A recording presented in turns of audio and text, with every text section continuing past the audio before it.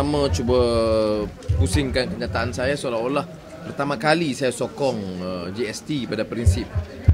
Saya tidak mengatakan saya bantah pada prinsip GST. Dengan ucapan belanjawan saya tegaskan dari sudut sistem pelaksanaannya GST itu lebih telus dan efficient. Saya sebut ini 93 selaku Menteri Kewangan. Saya sebut juga dalam belanjawan ini. Saya tidak pertikai. Soalnya ialah syarat dua yang kita tekankan. Pertama, hapuskan kebocoran, ketirisan, rasuah dulu. Jimatkan wang itu dan belanja. Keduanya, tahap pendapatan rakyat harus ditingkatkan. Okey. Saya juga jelaskan semalam, saya ingat keluar dalam Malaysia Kini, mengapa saya sebut 93 tentang GST. Kerana sebelumnya masa Tun Daim, dia dah kata GST akan dilaksanakan. Jadi bila saya ambil alih, saya jawab, ya, ini sistem yang efisien. Tapi dalam keadaan negara mencatat lebihan, surplus, tak sekarang menjadi defisit parah, saya tidak laksanakan.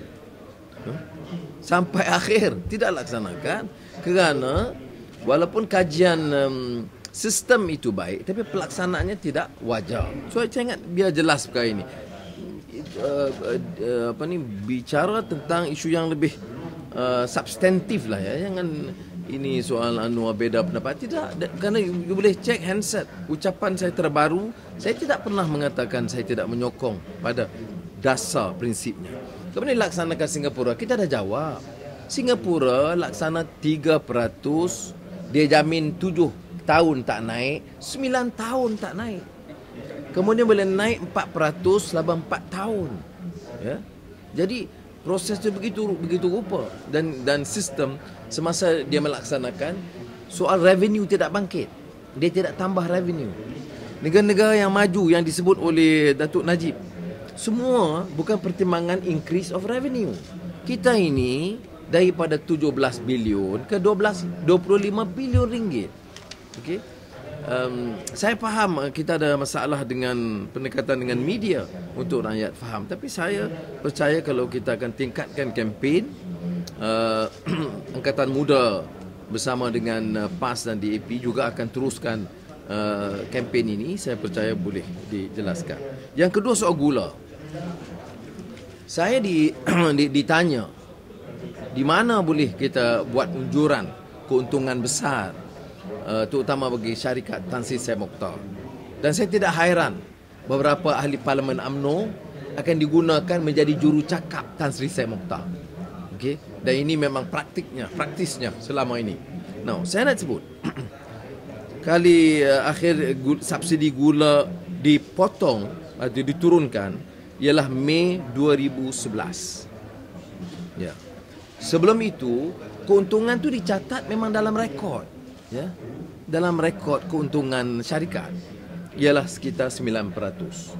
Selepas subsidi diturunkan 2011, keuntungan melonjak naik 15%. Ini boleh lihat dalam laporan tahunan syarikat ataupun Bloomberg.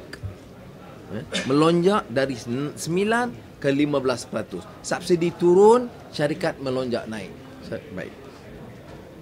Jadi, maknanya kalau nak katakan pemindahan subsidi itu akan mengurangkan beban rakyat, itu tidak benar. Dia menambah beban rakyat dan menambah keuntungan syarikat. Now, fakta kedua, mengapa lonjakan itu lebih? Import ini dan penggunaan perniagaan gula dianggap sekitar 4 bilion ringgit setahun. Now, kalau tanpa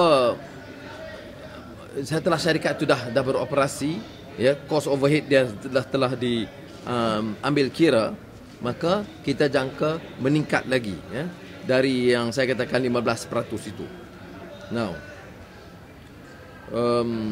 jadi kalau 4 bilion ringgit